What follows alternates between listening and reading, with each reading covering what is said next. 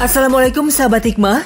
Jauh dari hiruk pikuk kota, ada sepasang kakek nenek yang tetap bekerja mencari nafkah. Mak Ikah dan Abah Anan adalah warga kampung Sedang Lebak, Kabupaten Garut. Mereka hidup dengan menjadi penambang batu dan pasir.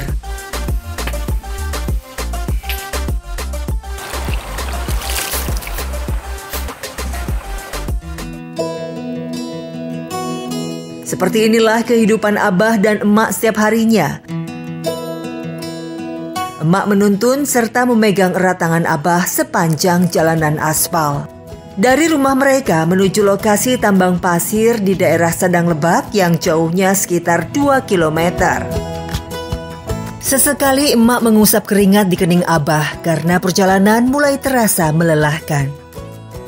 Di Galung menawi ayaan utang ngaler murang kali dah ada mau nyali rawe sareng Abah duaan kangen mam sareng kami sehari-hari.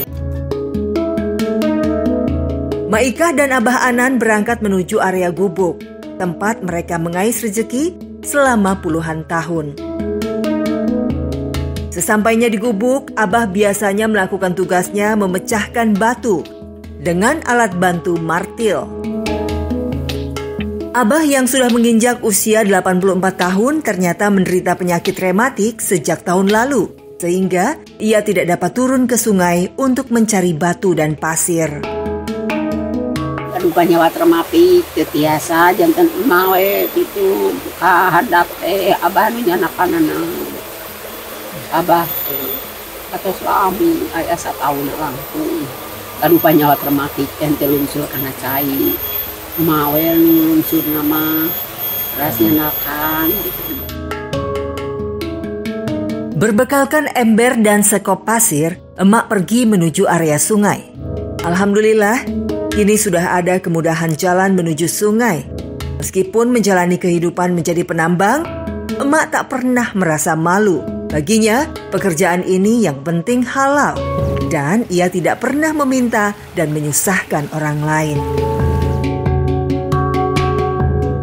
Assalamualaikum warahmatullahi wabarakatuh. Ada banyak contoh-contoh dan bukti nyata dari tempat ini tentang perempuan-perempuan tangguh sebagai teladan bagi kita semua.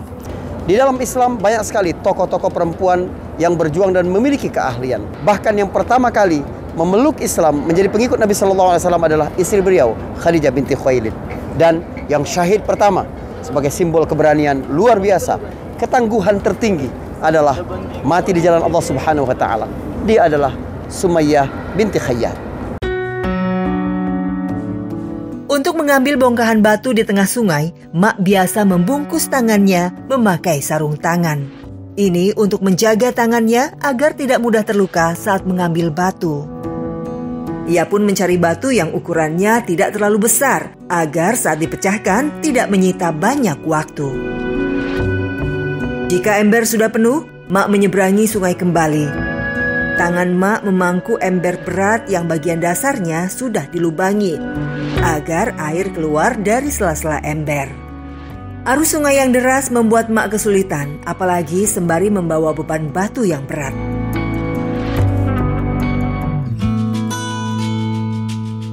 Jika batu dirasa cukup banyak, Mak Ikah kemudian mulai mengumpulkan pasir.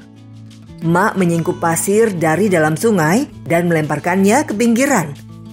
Sedikit demi sedikit, gundukan pasir mulai terkumpul.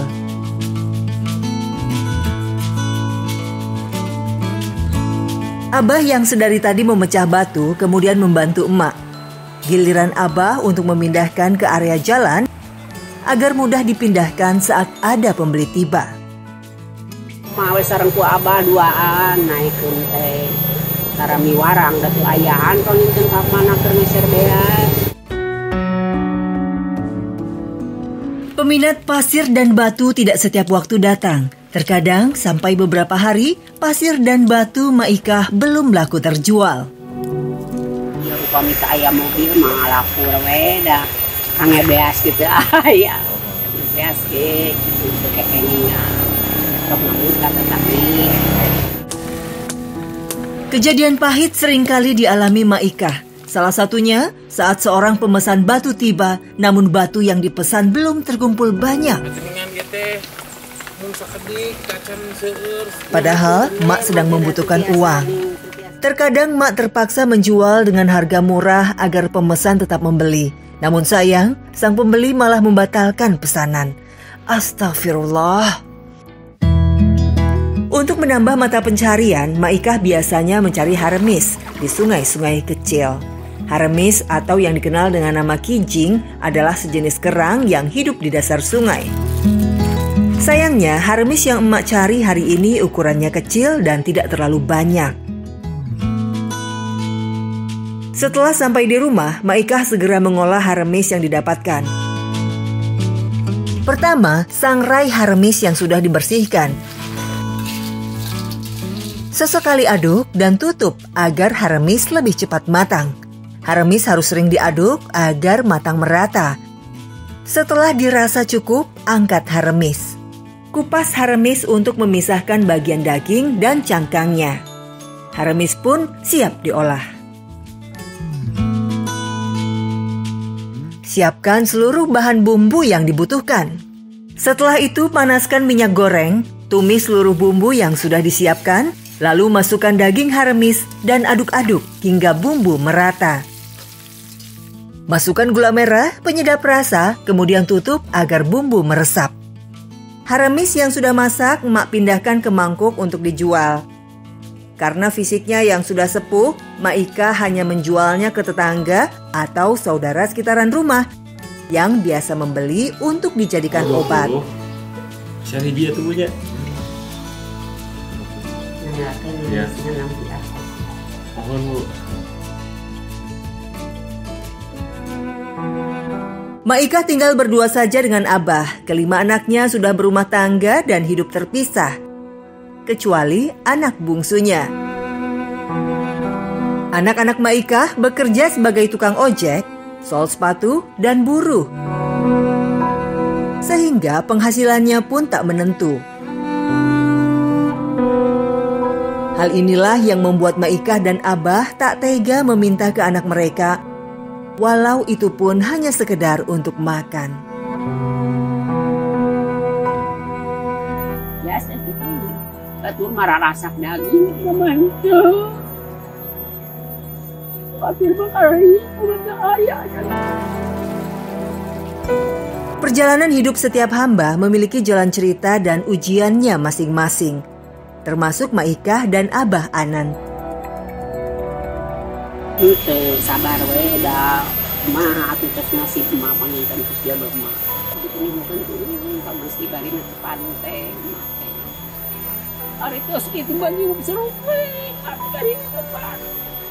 Sedih. Meski hidup sederhana, Mak dan Abah tetap bersyukur masih diberikan kesehatan untuk bisa berusaha hingga saat ini.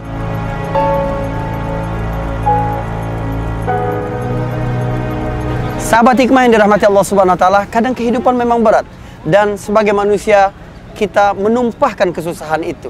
Ini juga terjadi kepada Bunda Maryam, seorang perempuan yang diciptakan oleh Allah Subhanahu wa taala untuk menunjukkan kuasa Allah yang sangat besar, dapat melahirkan seorang anak tanpa ayah. Hidup kadang memang berat, tapi perempuan-perempuan tangguh tidak menyerah dengan kehidupan.